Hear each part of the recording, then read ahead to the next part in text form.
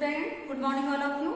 कल हम पढ़ रहे थे दिए जल उठे चैप्टर, आपका ये जो आपकी बुक है संचयन, उससे है ना। ये 6th चैप्टर चल रहा है। उसके बाद लेखकों का जीवन परिचय रहेगा, उसके बाद ये बुक अपनी समाप्त हो जाएगी। तो दिए जल उठे से क्या तात्पर्य है?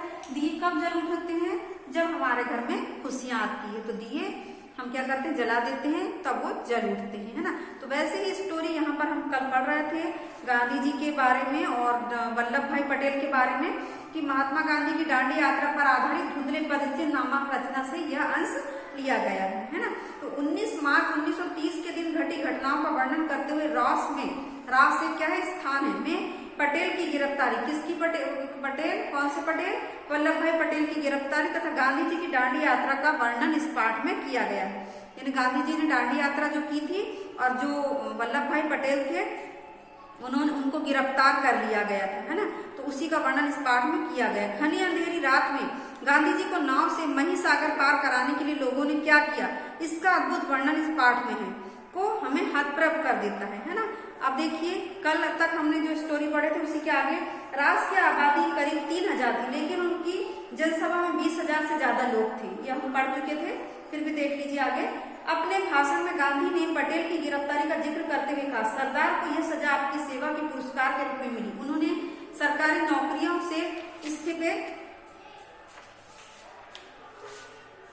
का उल्लेख किया और कहा है कि कुछ मुखी और तलाटी गंदगी पर मक्खी की तरह चिपके हुए हैं। यानी कुछ लोग ऐसे हैं जो कोई भी अच्छा काम करने जाते तो उनके पीछे भिड़े हुए थे। तो वैसे यहाँ पर हुआ, उन्हें भी अपने निजी तुच्छ स्वार्थ भूलकर इस्तीफा दे देना चाहिए। यानी कुछ और लोगों को क्या करना चाहिए, इस्तीफा मतलब होता है त्याग पत्र दे देना चाहिए। उन्होंने कहा, आप लोग कब तक गाँव को चूसने में अपना योगदान देते रहेंगे, है ना। क्या कहा कि गांव को सिर्फ उजाड़ने में या चूसने में ही अपना योगदान देते रहेंगे। सरकार ने जो लूट मचा रखी है उसकी ओर से क्या अभी तक आपकी आंखें खुली नहीं है? गांधी ने रॉस में भी राजद्रोह की बात पर जोर दिया और कहा कि उनकी गिरफ्तारी अच्छी बात होगी। सरकार को खुली चुनौती देते हुए उन्होंने कहा, अब फिर बादल घिराए हैं। बादल घिराने का तात्पर्य वर्षा होने वाली है, मतलब कुछ अच्छा काम होने वाला, या कहो सही मौका सामने है। अगर सरकार मुझे गिरफ्तार करती है तो यह एक अच्छी बात है। मुझे 3 माह की सजा होगी तो सरकार को लज्जा आएगी।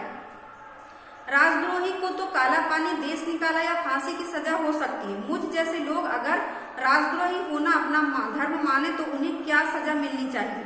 सत्याग्रही शाम 6 बजे रात से चले और 8 बजे कनकापुरा पहुंचे। उस समय लोग यात्रा से कुछ थके हुए थे और कुछ थकान इस आशंका से थी कि मही नदी कब और कैसे पार करेंगे। नदी के किनारे पहुंचते ही समुद्र की ओर से आने वाली ठंडी ब्यार यानी हवा ने सत्याग्रहियों का स्वागत किया। कनकपुरा में 105 साल की बूढ़ी महिला ने गांधी के माथे पर तिलक लगाया और कहा, महात्मा जी स्वराज लेकर जल्दी वापस आना। गांधी जी ने कहा, स्वराज ने अच्छा राज्य, मैं स्वराज के बिना नहीं लौटूंगा, है ना। महात्मा गांधी ने भी उनसे कहा। गांधी जी की जनसभा का निर्धारित समय 8 बजे था, लेकिन कनकापुरा पहुंचने में हुई देरी के कारण उसे 1 घंटे के लिए स्थगित कर दिया गया। जनसभा में गांधी ने ब्रितानी कुशासन का जिक्र किया। उन्होंने कहा, इस राज में रंक से राजा तक सब दुखी हैं। यानी कि रंक राजा यानी कि जो राज्य करने वाला और रंक यानी कि जो प्रजा है ना, सब क्या कहते हैं। जनसभा में ब्रितानी कुशासन का जिक्र किया और कहा कि इस राज्य में जो ब्रितानी राज है उसमें सब दुखी हैं। राजे महाराजे जैसे सरकारें नाचती है, नाचने को तैयार है। यह राक्षसी राज है, इसका संहार करना चाहिए, मतलब इसको नष्ट कर देना चाहिए। रास्ते में रेतीली सड़कों के कारण यह प्रस्ताव किया गया कि गांधी थोड़ी यात्रा कार से कर ले, मतलब दांडी मतलब पैदल यात्रा कर रहे थे तो बहुत रेतीला रास्ता था, कंकड़ पत्थर थे, इसलिए मतलब यह निर्णय लिया गया कि कुछ यात्रा जो है पैदल नहीं बल्कि कार से कर ले। गांधी ने इससे साफ इनकार कर दिया। उन्होंने बोले, नहीं, मैं कार में नहीं बैठूंगा। उनका कहना था कि ये उनके जीवन की आखिरी यात्रा है, दांडी यात्रा। उन्होंने बोले कि मेरी आखिरी यात्रा है और ऐसी यात्रा में निकलने वाला वाहन का प्रयोग नहीं करता, यानी कि इसलिए मैं कार में नहीं बैठूंगा। ये पुरानी रीति है। धर्म यात्रा में हवाई जहाज, मोटर या बैलगाड़ी में बैठकर जाने वाले को लाभ नहीं मिलता। यात्रा में कष्ट सहे, लोगों का सुख दुख समझे, तभी सच्ची यात्रा होती है। सच्ची यात्रा जैसे हम लोग हमेशा ऐशो आराम में रहना चाहते हैं, परंतु सही जीवन क्या है? संघर्ष वाला जीवन ही सही जीवन कहलाता है ना। तो ब्रिटिश, जबकि संघर्ष आता है, दुख आता है हमने अपने जीवन में, तो क्या करते हैं हम लोग दुखी हो जाते हैं। जबकि ऐसा नहीं है, सिक्के के दो पहलू हैं, है ना, कि अगर दुख आता है तो सुख भी आएगा, और अगर सुख में है तो कभी ना कभी दुख भी आएगा, है ना। आगे देखिए, ब्रिटिश हुक्मरानों में एक वर्ग ऐसा भी था जिसे लग रहा था कि गांधी और उनके सत्याग्रही मही नदी के किनारे अचानक नमक बनाकर कानून तोड़ देंगे। समुद्री पानी नदी के तट पर काफी नमक छोड़ा जाता है, जिसकी रखवाली के लिए सरकारी नमक चौकीदार रखे जाते हैं। गांधी ने भी कहा कि यहाँ नमक बनाया जा सकता है। गांधी को समझने वाले वरिष्ठ अधिकारी इस बात से सहमत नहीं थे कि गांधी कोई काम अचानक और चुपके से करेंगे। इसके बावजूद उन्होंने नदी के तट से सारे नमक भंडार हटा दिए और उन्हें नष्ट कर दिया, ताकि इसका खतरा ही ना रहे। नियमों के अनुसार उस दिन की यात्रा कनकापुरा में गांधी के भाषण के बाद समाप्त हो जानी चाहिए थी, लेकिन इसमें परिवर्तन कर दिया गया। यह तय पाया गया कि नदी को आधी रात के समय समुद्र का पानी चढ़ने पर पार किया जाए, ताकि कीचड़ और दलदल में कम से कम चलना पड़े। रात 10:30 बजे भोजन के बाद सत्याग्रही नदी की ओर चले। अंधेरी रात में गांधी को करीब 4 किलोमीटर दलदली जमीन पर चलना पड़ा। कुछ लोगों ने गांधी को कंधे पर उठाने की सलाह दी, पर उन्होंने मना कर दिया। कार में बैठने मना कर दिया, कंधे पर उठाने मना कर दिया। कहा यह एक धर्म यात्रा है, चलकर पूरी करूंगा। तट पर पहुंचकर गांधी ने पैर धोए और एक झोपड़ी में आराम किया, आधी रात का इंतजार करते हुए, है ना।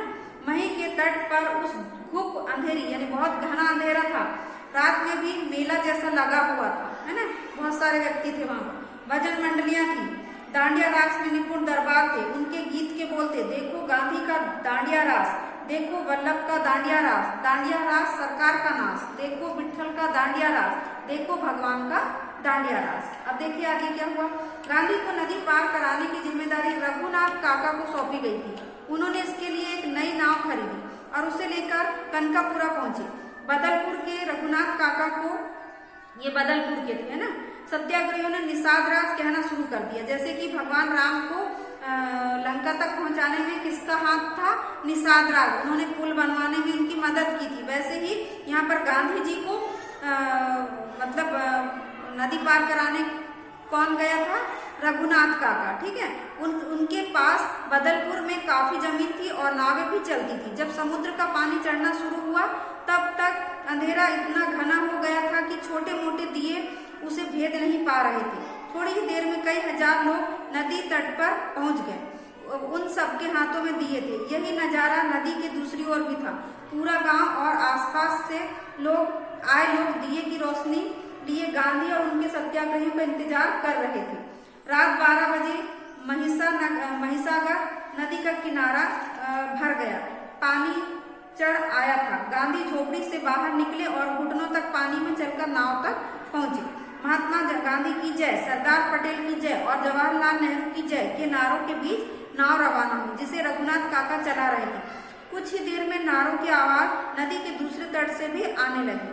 ऐसा लगा जैसे वह नदी का किनारा नहीं बल्कि पहाड़ की घाटी हो, जहां प्रतिध्वनि सुनाई दी। महिसागर के दूसरे तट पर भी स्थिति कोई भिन्न नहीं थी। उसी तरह का कीचड़ और दलदली जमीन। यह पूरी यात्रा का संभवतः सबसे कठिन हिस्सा था। 1.5 किलोमीटर तक पानी और कीचड़ में चलकर गांधी रात 1 बजे उस पार पहुंचे और सीधे विश्राम करने चले गए। गांव के बाहर नदी के तट पर ही उनके लिए झोपड़ी पहले ही तैयार कर दी गई। गांधी के पार उतरने के बाद भी तट पर दिए लेकर लोग खड़े रहे। अभी सत्याग्रहियों को भी उस पार जाना था। शायद उन्हें पता था कि रात में कुछ और लोग आएंगे जिन्हें नदी पार करानी होगी, है ना। तो इस प्रकार ये जो है गांधी जी की दांडी यात्रा और वल्लभ भाई पटेल की गिरफ्तारी का वर्णन इस चैप्टर में किया गया। इसे आपको क्या करना है, एक बार पुनः पढ़ना है ना, समझ में आ जाएगा आप लोगों को। अगर पढ़ेंगे तो कुछ कठिन शब्द है उसको नोट भी कर लीजिएगा, है ना। मीनिंग नहीं मालूम होगा तो पूछ सकते हैं। उसका क्वेश्चन आंसर जो है हम आपको सेंड कर देंगे। जो बनेंगे बुक में मिल जाएंगे, उसको टिक कर लीजिएगा। नहीं बनेंगे तो हम आपको सेंड कर देंगे। तो आज की कक्षा बच्चों हम यही समाप्त कर रहे हैं। धन्यवाद।